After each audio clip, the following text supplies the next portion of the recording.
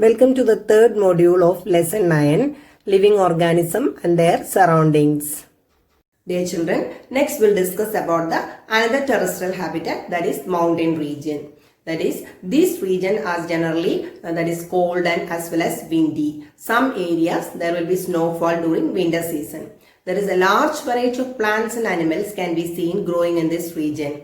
Some of the trees where normally grow there. How are these trees adapted to the conditions prevailing in this habitat? The trees growing in this region, they are normally cone shaped and they have sloping branches, and the leaves of these trees are needle-like, that the snowfall and the rainwater will slide off very easily. What about the animals living in the mountain regions? They have thick fur or skin to protect them from the cold. For example, yaks have long hair to protect them from the cold. And snow leopard have got thick skin or fur in its body, including its feet and toes. This helps them to protect its feet while walking on the snow. And also the mountain goat have got strong hooves while running up the rocky slopes of the mountain. Dear children, next we will discuss about the another terrestrial habitat, that is grassland. We will discuss about some of the adaptation of some animals living in the grassland. You know that lion is called the king of the forest, and it is the strongest animal that can hunt and kill other animals living in the grassland or forest.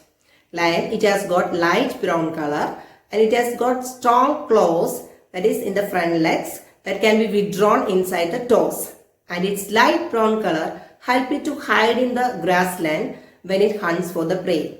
And the eyes are on the front of the face that helps it to get a correct idea about the location of its prey.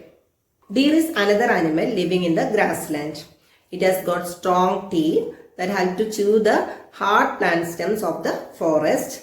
And the deer have to know the presence of the predators to run away from them. Predators means that is the animal like lion that make it their prey.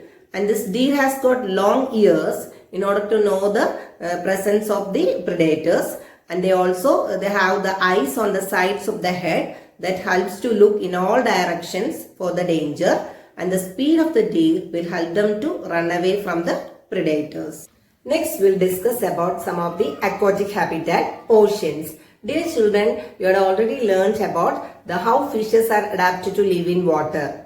There are also other animals that have streamlined shape, but there are some squids and octopus, they do not have streamlined shape. They live deeper in the ocean near the seabed and they catch their prey that move towards them. But when they move through water, they make their body as streamlined, and they also have gills to breathe the air dissolved in water. Dear children, have you seen in Geographical Channel that dolphins coming out of the surface of the water? They come out to the surface in order to breathe in air. These animals like dolphin and blue whales, they do not have gills. Instead, they have nostrils or blowholes that are located on the upper parts of the head. These help them to breathe the air, that is when they swim near the surface of the water. And these animals can stay inside water for a long time without breathing. And they come up to the surface of the water from time to time in order to breathe in air. Next, we'll discuss about the aquatic habitat, ponds and lakes. Have you seen plants growing in ponds, rivers, lakes and even in drains? The roots of these plants are fixed in the soil below the water. Dear children, you already know the function of the roots in terrestrial plants, that is to absorb the minerals and water from the soil. However, in the aquatic plants, the roots are much reduced in size and their proper function or the main function is to hold the plant in place. And the stems are long, hollow and light. And the stems will grow up to the surface of water and the leaves and flowers float on the surface of water. That is, some aquatic plants are totally submerged in water and these have ribbon-like leaves that can bend in the flowing water. Some of the submerged plants, their leaves are often highly divided so that water can easily flow without damaging them.